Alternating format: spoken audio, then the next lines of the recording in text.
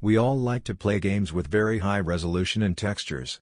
Games look even better if everything looks more realistic. And if it's a virtual reality game, it stands out from the competition. Will games like Ready Player One become a reality in the future?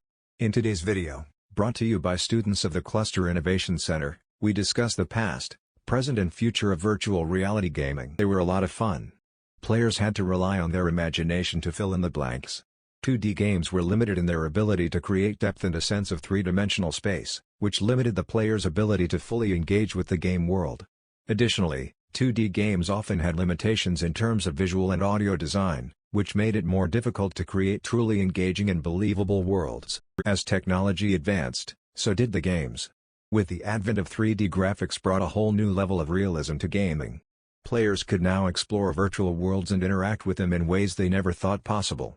Despite the advancements made in 3D graphics, there were still limitations in terms of how players could interact with and experience the game world.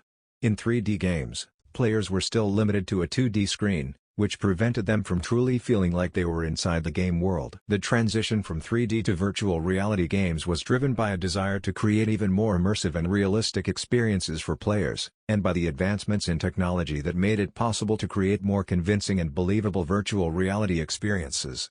Players could now explore virtual worlds and interact with them in ways they never thought possible. Virtual reality technology took gaming to the next level. Players could now fully immerse themselves in the game world, experiencing it as if they were really there. VR is the present of gaming. Unlike traditional user interfaces, virtual reality places the user inside an experience. On the other hand, augmented reality, AR, is an interactive experience of a real-world environment where the objects that reside in the real world are enhanced by computer-generated perceptual information. The major reason for VR to be more successful is that the experience can be very immersive in a realistic environment.